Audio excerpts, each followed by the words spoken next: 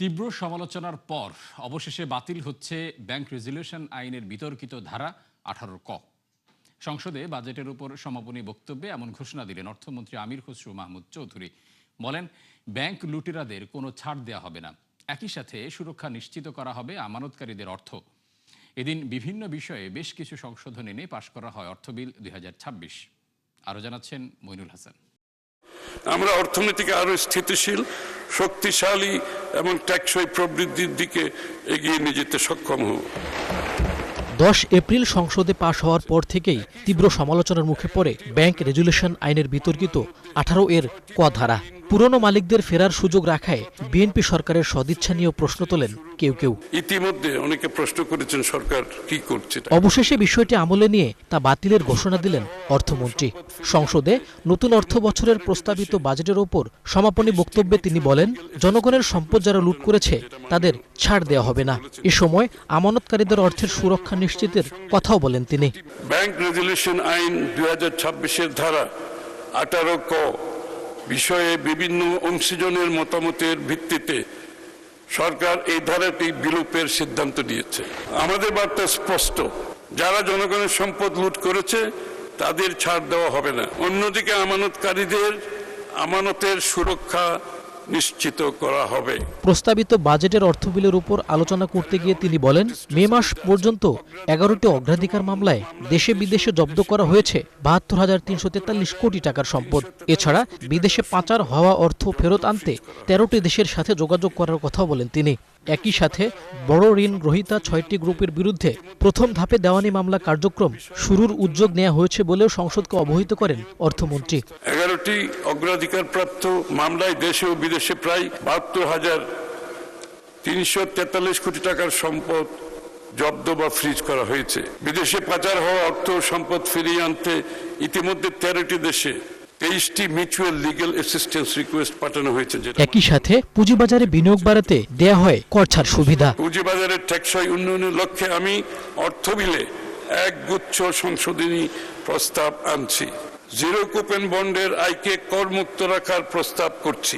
যে কোনো পরিমাণ শেয়ার হস্তান্তর পূর্বক শেয়ার বাজারে তালিকাভুক্ত হলেই ২.৫% কর হ্রাসের প্রস্তাব করছি। এদিন শুল্ক কর কাঠামোয় বেশ কিছু পরিবর্তন এনে পাশ করা হয় অর্থ বিল ২০২৬। ৫% কর হ্রাসের প্রস্তাব করছি। মইনুল হাসান, ৭১, ঢাকা। নতুন ঋণ চুক্তির বিষয়ে আলোচনার জন্য আইএমএফ বাংলাদেশে আসার আগেই বাতিল হলো ব্যাংক রেজুলেশন আইনের বিতর্কিত ১৮ ক ধারা। সরকারের এমন সিদ্ধান্তে সাধুবাদ জানিয়েছেন বিশ্লেষকরা। তাদের মতে এমন পদক্ষেপ ইতিবাচক, যা আর্থিক খাতে শৃঙ্খলা ফেরাতেও ভূমিকা রাখবে বলে মনে করেন তারা। রুহুল আমিনের রিপোর্ট। লুটপাটের কারণে দুর্বল হওয়া ব্যাংকগুলোকে একীভূত করতে ব্যাংক রেজুলেশন অধ্যাদেশ জারি করে অন্তর্বর্তী সরকার। সেই অধ্যাদেশ সংশোধন করে আইন আকারে সংসদে পাশ করে বিএনপি সরকার। তবে কোনো আলোচনা ছাড়াই এতে যোগ করা হয় ১৮ ক শিরোনামে নতুন একটি বিতর্কিত ধারা। এতে বলা হয়, একীভূত ব্যাংকে সরকারের মোট বিনিয়োগের মাত্র ৭.৫% অর্থ জমা দিয়ে ফিরতে পারবেন পুরনো মালিকরা। জানিয়ে তীব্র প্রতিক্রিয়া দেখা দেয় বিভিন্ন মহলে, আপত্তি জানায় দাতা সংস্থা আইএমএফও। এমন পরিস্থিতিতে সেই ধারা বাতিলের ঘোষণা দিলেন অর্থমন্ত্রী। বিশ্লেষকেরা বলছেন, আইএমএফের সাথে আলোচনার আগে এমন পদক্ষেপ ইতিবাচক।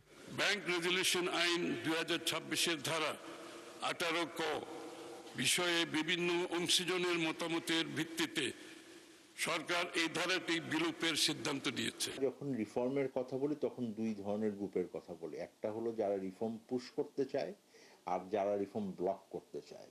সো আইএমএফ এর একটা মতন একটা চুক্তি থাকলে অনেক সময় আছেন যে যারা রিফর্মের যারা ঠেকিয়ে রাখতে চান তাদেরকে প্রতিহত করাটা সহজ হয়, কারণ আপনার বলতে পারেন যে আপনার একটা কমিটমেন্ট আছে। তারা এখন দেখবে যে সংস্কার কর্মসূচিগুলো যেগুলো নাকি আমরা বলছি বা কিছু কিছু জায়গায় তাদের আপত্তি ছিল ব্যাংকিং যে সংস্কার, সেখানে সেগুলো আমরা এখন ওটা থেকে যদি ওই আপত্তিজনক যেসব ধারা ছিল সেটা থেকে যদি সরে আসি বা নতুনভাবে আমরা কিভাবে টার্গেটগুলো আবার নতুনভাবে সেট করা বর্তমান পরিস্থিতির আলোকে। 2023 সালে আইএমএফ এর সাথে প্রায় $4.5 বিলিয়ন ঋণ চুক্তি করে আওয়ামী লীগ সরকার। পরে অন্তর্বর্তী সরকারের আমলে তা বেড়ে দাঁড়ায় $5.5 বিলিয়নে। সেই ঋণ চুক্তির সিংহভাগ ছাড় হলেও বেশ কিছু বিষয়ে দুপক্ষের সমঝোতা না হওয়ায় তা বাতিল করে বিএনপি সরকার। তবে নতুন করে আবারও $5 বিলিয়ন জন্য আবেদন করে অর্থ মন্ত্রণালয়। যা নিয়ে আলোচনা করতে 12 জুলাই ঢাকা আসছে প্রতিনিধি দল। সপ্তাহব্যাপী সফরে তারা বৈঠক করবেন অর্থ মন্ত্রণালয়, বাংলাদেশ ব্যাংক সহ বিভিন্ন সংস্থার সঙ্গে। দুইটা জায়গায় বেশ বড় ধরনের আলাপ আলোচনা হবে। একটা হলো যে এনবিআর রেভিনিউ জিডিপি রেশিও কি যে 0.5% ছিল, এটাই হয়তো আবার আসতে পারে এবং এইবারের টার্গেটও ওইভাবে নির্ধারণ করা হয়েছে। কিন্তু প্রশ্নটা হলো যে আমরা প্রাতিষ্ঠানিক সক্ষমতা দিয়ে এটা করতে পারবো কিনা। আর একটা বড় জায়গা থাকবে হলো ব্যাংকিং সেক্টর রিফর্ম। কমিটমেন্টটা আমরা ট্যাক্স বাড়াবো এইটা না, কোন ধরনের ট্যাক্স বাড়াবো সেটা ইম্পর্টেন্ট। আমার প্রায়োরিটির ভিতরে আমি যেন প্রত্যক্ষ কর ফাঁকি রোধ এইটাকে যেন আমি সর্বাগ্রে আনি, আমার সুশাসনের জায়গাগুলোকে যেন সর্বাগ্রে আনি। সুতরাং যারা রিফর্ম করবেন তারা যেন নিজেদেরকেই একটা সুশৃঙ্খল রাখতে পারেন। এদিকে আইএমএফ এর শর্ত অনুযায়ী এনবিআরকে 2 ভাগ করার উদ্যোগ নিলেও কার্যকর করতে পারেনি অন্তর্বর্তী সরকার। তবে সম্প্রতি সেই প্রক্রিয়াকে এগিয়ে নিতে জোরালো অবস্থানের কথা জানিয়েছেন অর্থমন্ত্রী। রুহুল আমিন, 71, ঢাকা। মূল্যস্ফীতি নিয়ন্ত্রণে 2 বছর ধরে সংকোচনমূলক মুদ্রানীতিতে বাংলাদেশ ব্যাংক। অথচ জিনিসপত্রের দাম বাড়ার প্রবণতা উল্লেখযোগ্য হারে না কমলেও 14% উঠে গেছে সুদহার, যার প্রভাবে ইতিহাসের সর্বনিম্ন অবস্থানে বেসরকারি খাতের ঋণ প্রবৃদ্ধি। বেড়েছে ব্যবসার খরচ। অন্যদিকে কঠোর নীতি ধরে রেখে নানাভাবে বাজারে টাকা সরবরাহ বাড়িয়ে চলছে কেন্দ্রীয় ব্যাংক, যা মূল্যস্ফীতি নিয়ন্ত্রণের পরিপন্থী বলে মনে করেন অর্থনীতিবিদ ও ব্যবসায়ীরা। বিস্তারিত জানাচ্ছেন আব্দুল জাহের আনাস।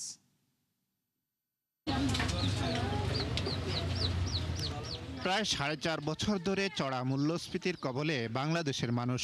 এই হার এতটাই বেশি যে টিকে থাকতে সঞ্চয় ভেঙেছেন অনেকে। কেউ জড়িয়েছেন ঋণের ফাঁদে, আর কাউকে পড়তে হয়েছে দারিদ্র্যের কবলে। 2022 সাল থেকে শুরু হওয়া এই হার নিয়ন্ত্রণে চরম ব্যর্থ আওয়ামী লীগ সরকার। পরে অন্তর্বর্তী সরকারের আমলে অর্থনীতির চিরায়ত তত্ত্ব প্রয়োগ শুরু করেন সে সময়ের গভর্নর আহসান এস মনসুর। বাজারে টাকার সরবরাহ কমাতে কয়েক দফায় তিনি নীতি সুদহার তুলে দেন 10%। এরপর আর কমেনি সেই হার। এমনকি আভাস নেই 30 জুন ঘোষণা হতে যাওয়া নতুন মুদ্রানীতিতেও। রাজস্ব নীতি যে এক্সপানশন ফিসক্যাল পলিসির সঙ্গে বা বাংলাদেশ ব্যাংক যে নীতি সহায়তা দিয়েছে মানি সার্কেল মাস, এর মধ্যে যদি নীতি সুদহার কমানো হয় তাহলে কিন্তু মূল্যস্ফীতি আর কমানো সম্ভব হবে না শর্ট টার্মে। তো এটা দীর্ঘমেয়াদী একটা রূপ নিতে পারে, এটা একটা রিস্ক আছে আর কি। চড়া সুদহারের কারণে ঋণের খরচ উঠেছে 14 থেকে 16% পর্যন্ত। ফলে বেড়েছে ব্যবসার ব্যয়। একই সাথে নতুন বিনিয়োগে নিরুৎসাহিত হয়ে পড়ছেন উদ্যোক্তারা, যার বড় প্রমাণ ইতিহাসের সর্বনিম্ন বেসরকারি খাতের ঋণের প্রবৃদ্ধি। অন্যদিকে এই সময়ে মূল্যস্ফীতিও কমেনি প্রত্যাশা অনুযায়ী, উল্টো আরও বৃদ্ধির প্রবণতা কয়েক মাস ধরে। মূল্যস্ফীতি কমাতে হলে সুদের হার কমতে হবে। নীতি সুদের ওখানে উপরে রেখে দেওয়া মূল্যস্ফীতি কখনই কমবে না।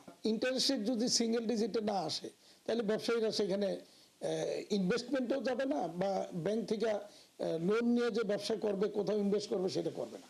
প্রাইভেট সেক্টরে ঋণ প্রাপ্যতা যাতে বাধাগ্রস্ত না হয়, আবার পলিসি সাপোর্টে এখন হাত দিব কি দিব না, মূল্যস্ফীতি আগে নিয়ন্ত্রণ করব নাকি এখনো সময় হয়নি আর একটু চিন্তা করার। আমার মনে হয় 2 পন্থার মধ্যে যে কোনো একটি পন্থা এই নীতিতে গ্রহণ করা হবে। এদিকে সংকোচনমূলক মুদ্রানীতির মধ্যেও 60,000 কোটি টাকার বিশেষ প্রণোদনা, ইসলামী ব্যাংক সহ কয়েকটি প্রতিষ্ঠানকে তারল্য সহায়তা সহ নতুন টাকার সরবরাহ অব্যাহত রেখেছে নিয়ন্ত্রক সংস্থা। বিশ্লেষকদের মতে এই বিপরীতমুখী নীতির কারণে আগামীতে আরও কঠিন হবে মূল্যস্ফীতি নিয়ন্ত্রণ। মানি যে ইনজেক্ট হচ্ছে অর্থনীতিতে বা লিকুইডিটি সাপোর্ট করার জন্য, তো তার জন্য তো অনেক সময় মূল্যস্ফীতি যে হারে কমার কথা সেটা কমছে না, এটাই তো বাস্তবতা। বাংলাদেশ ব্যাংক যে আলোকে এখন আছে আর কি, তাকে তার ফাইন্যান্সিয়াল স্টেবিলিটির উদ্দেশ্য ফুলফিল করার জন্য নীতি সহায়তা প্লাস লিকুইডিটি সাপোর্ট দিতে হবে। একই সঙ্গে আবার মূল্যস্ফীতি কমানোর জন্য তাকে আবার একটা টাইট বা কোশাস স্ট্যান্ড থাকতে হবে আর কি। নতুন অর্থবছরের প্রথমার্ধের জন্য ঘোষিত মুদ্রানীতিটি হতে যাচ্ছে নতুন গভর্নরের জন্য প্রথম। আব্দুল জাহের আনাস, 71। ঢাকা। অর্থবছরের 15 মে পর্যন্ত ব্যাংক ব্যবস্থা থেকে সরকার মোট ঋণ নিয়েছে 1,05,936 কোটি টাকা। বাংলাদেশ ব্যাংক এ তথ্য প্রকাশ করেছে। এই ঋণ সরকারের প্রাথমিক লক্ষ্যমাত্রা থেকে প্রায় 2,000 কোটি টাকা বেশি। তথ্য অনুযায়ী ধার করা অর্থের মধ্যে বাংলাদেশ ব্যাংক থেকে সরাসরি নেওয়া হয় 1,422 কোটি, বাকি অর্থ নেওয়া হয় অন্যান্য ব্যাংক উৎস থেকে। উল্লেখ্য, চলতি অর্থ বছরের বাজেটে ব্যাংক থেকে মোট ঋণের লক্ষ্যমাত্রা ছিল 1,04,000 কোটি টাকা, পরে তা বাড়িয়ে সংশোধন করা হয় 1,18,000 কোটিতে। আর আসছে অর্থ বছরের জন্য বাজেট ঘাটতি মেটাতে ধার করার লক্ষ্য 1,12,000 কোটি টাকা। দেশের বাজারে আবারও কমল স্বর্ণের দাম। ভরিতে 3,500 টাকা কমে 22 ক্যারেটের জন্য গুনতে হচ্ছে 2,25,290 টাকা। বাংলাদেশ জুয়েলার্স সমিতি বাজুস এক বিজ্ঞপ্তিতে এ তথ্য জানায়। বলা হয়, আন্তর্জাতিক বাজারে তেজাবি স্বর্ণের দাম কমায় এই সমন্বয় করা হয়েছে। নতুন মূল্য অনুযায়ী 21 ক্যারেটের স্বর্ণের দাম 2,15,142 টাকা এবং 18 ক্যারেটের প্রতি ভরি স্বর্ণ কিনতে ক্রেতাদের গুনতে হয় 1,84,758 টাকা। এছাড়া সনাতন পদ্ধতির এক ভরি রূপার দাম 2,858 টাকা নির্ধারণ করে দেয় বাজুস। ইরানের জব্দকৃত $12 বিলিয়ন মধ্যে $6 বিলিয়ন অবমুক্ত করবে কাতার, এমন তথ্য জানিয়েছেন ইরানের প্রেসিডেন্ট মাসুদ পেজেশকিয়ান। একই সঙ্গে শান্তি চুক্তির আওতায় দেশটির জ্বালানি তেল ও পেট্রোকেমিক্যাল খাতের উপর থেকে নিষেধাজ্ঞা প্রত্যাহার করা হয়েছে বলেও নিশ্চিত করেছেন তিনি। জানান, জব্দকৃত বাকি অর্থের বিষয়ে প্রক্রিয়া চলমান রয়েছে। সুইজারল্যান্ড বৈঠক এবং সমঝোতা স্মারকের আওতায় এই অর্থ অবমুক্তি ও নিষেধাজ্ঞা প্রত্যাহারের সিদ্ধান্ত হয়েছে। অন্যদিকে কাতারের দোহা ইরানের সাথে আরেকটি বৈঠকে বসবেন বলে জানিয়েছেন মার্কিন প্রেসিডেন্ট ডোনাল্ড ট্রাম্প, যদিও এ ব্যাপারে কিছুই জানেন না বলে দাবি ইরানের প্রশাসনের। বৈদ্যুতিক গাড়ির চাহিদা বৃদ্ধি ও জ্বালানি সংকটে টানা 4 মাস ধরে কমছে টয়োটার বিক্রি। এর ধারাবাহিকতায় গেল মে মাসে বছর ব্যবধানে বিক্রি কমেছে 7.4%। একই অবস্থা BMW, জেনারেল মোটরস, মার্সিডিজ বেঞ্জের মতো প্রতিষ্ঠানগুলোরও। বিপরীতে বিক্রি বেড়েছে BYD, টেসলার মতো বৈদ্যুতিক গাড়ির। নুসরাত মমির রিপোর্ট। উপসাগরীয় অঞ্চলের অস্থিরতা এবং চীনে চাহিদা কমায় টানা 4র্থ মাসের মতো বিক্রি কমেছে জাপানি গাড়ি নির্মাতা প্রতিষ্ঠান টয়োটার। একই অবস্থা Hyundai, General Motors, Mercedes Benz, BMWর মতো বিশ্বখ্যাত সব গাড়ি নির্মাতা প্রতিষ্ঠানের।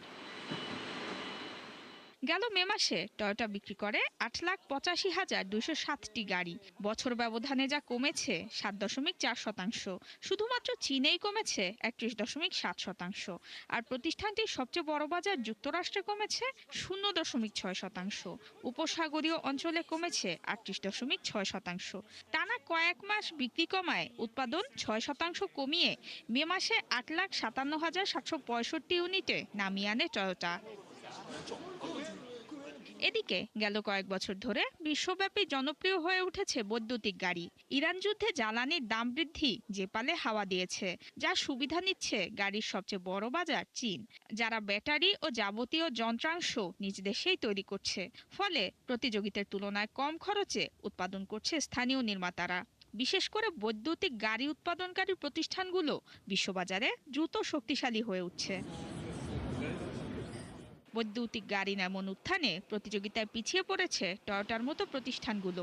চলতি মাসে জার্মান প্রতিষ্ঠান BMWর মুনাফা কমেছে 11.3%, যা গেল 5 বছরের মধ্যে সর্বোচ্চ।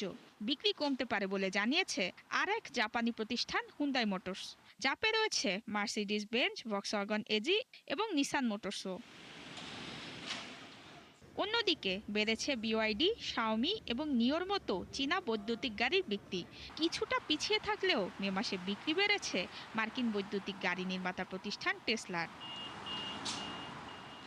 নুসরাত মৌমি, 71। যুক্তরাষ্ট্রে উচ্চ মূল্যস্ফীতির এই সময়ে দৈনন্দিন খরচ মেটাতে ক্রেডিট কার্ডের ব্যবহার বাড়িয়েছেন মার্কিনিরা। এতে ভয়াবহ ঋণের জালে জড়িয়ে যাচ্ছেন তারা। তথ্য বলছে, দেশটিতে ক্রেডিট কার্ডের বকেয়া বিলের পরিমাণ দাঁড়িয়েছে $1.35 ট্রিলিয়ন, যা 15 বছরের মধ্যে সর্বোচ্চ। এ থেকে উত্তরণে ক্রেডিট কাউন্সিলিং এজেন্সিগুলোতে ভিড় করছেন অনেকে। নুজহাত রাহনুমা জানাচ্ছেন বিস্তারিত। উচ্চ মূল্যস্ফীতি ও সুদ হার বৃদ্ধিতে রীতিমতো হিমশিম খাচ্ছেন যুক্তরাষ্ট্রের সাধারণ মানুষ। জীবনযাত্রার মান বজায় রাখতে দ্বারস্থ হচ্ছেন ক্রেডিট কার্ডের ওপর। আর এই অতি নির্ভরশীলতা এখন হয়ে উঠছে গলার কাটা। ভয়াবহ আকার ধারণ করেছে বকেয়া বিল, সম্প্রতি যা দাঁড়িয়েছে 15 বছরের মধ্যে সর্বোচ্চ $1.35 ট্রিলিয়ন। এতে দেউলিয়া হচ্ছেন অনেকে। যুক্তরাষ্ট্রে খাদ্য, বাসস্থান, চিকিৎসা সহ দৈনন্দিন খরচ মেটাতে আয়ের সাথে ব্যয়ের সমন্বয় করতে না পেরে সময় মতো বিল পরিশোধে হিমশিম খাচ্ছেন ঋণগ্রহীতারা। তথ্য বলছে, গেল বছর অন্তত 2 মাস বিল পরিশোধ করতে পারেননি 5.5% গ্রাহক। ক্রেডিট কার্ডের এমন বকেয়া বিলে ঋণের জালে জড়িয়ে পড়ছে বহু পরিবার। গড় হিসাবে পরিবার প্রতি ঋণ $11,000-এরও বেশি। বিশ্লেষকদের শঙ্কা, চলতি বছর বকেয়া বিলের পরিমাণ বাড়বে আরও $100 বিলিয়ন। ফেডারেল রিজার্ভের তথ্য মতে, ঋণগ্রস্ত গ্রাহকের তালিকায় শীর্ষে ক্যালিফোর্নিয়া ও নিউ ইয়র্ক সিটির বাসিন্দারা।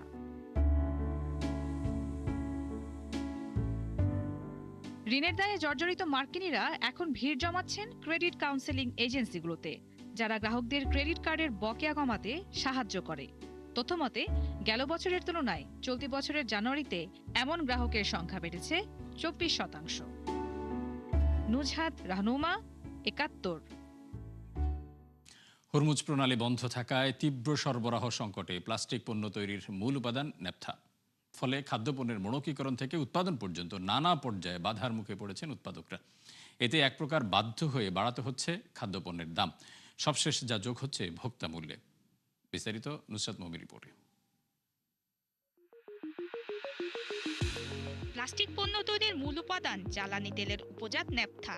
ইরান যুদ্ধের কারণে এর সরবরাহে দেখা দিয়েছে তীব্র সংকট। ফলে চাহিদার তুলনায় যোগান কমে যাওয়ায় বেড়েছে প্লাস্টিক পণ্যের দাম, যার প্রভাব পড়ছে প্যাকেটজাত খাবারের দামে। সাধারণত প্যাকেটজাত খাদ্যপণ্যের মোড়কীকরণের পাশাপাশি উৎপাদনের নানা পর্যায়ে ব্যবহার হয় প্লাস্টিক। ফলে প্রয়োজনীয় এই উপাদান সংকটে খাদ্যপণ্য প্রস্তুতকারীরা পড়েন বিপাকে, খুঁজতে থাকেন বিকল্প উৎস। পাশাপাশি পরিস্থিতি সামাল দিতে বাধ্য হন খাদ্যপণ্যের দাম বাড়াতে। বিশ্লেষকদের মতে, হরমুজ প্রণালীর যুদ্ধ পূর্ববর্তী অবস্থায় ফিরতে এখনো অনেক সময়ের প্রয়োজন। ফলে বিকল্প উৎস থেকে ন্যাপথার মতো উপাদানগুলো কিনতে বাধ্য হচ্ছেন আমদানিকারকরা। এতে পরিবহন এবং কাঁচামালের বাড়তি খরচ যোগ হচ্ছে ভোক্তা মূল্যে। তথ্য বলছে, সরবরাহ সংকটে খাদ্যপণ্যের মোড়কের মূল উপাদান প্লাস্টিক রেজিনের দাম বেড়েছে 60% পর্যন্ত।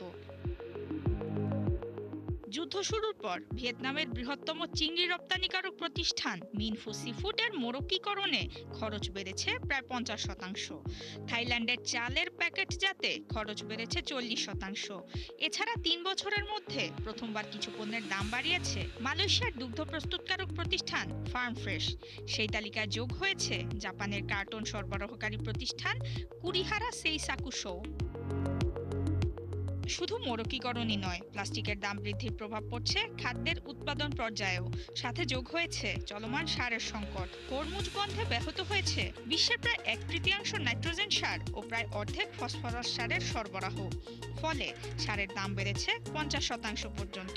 এতে চাহিদা সত্ত্বেও খাদ্যপণ্য রপ্তানি করতে পারছে না বহু প্রতিষ্ঠান। নুসরাত মৌমি, 71। দর্শক, 71 বিজনেসে এই ছিল এখনকার মতো। সরাসরি সংবাদ অনুষ্ঠান দেখতে চোখ রাখুন 71-এর ফেসবুক পেজ এবং সাবস্ক্রাইব করুন 71-এর ইউটিউব চ্যানেল। থাকুন 71-এর সাথে।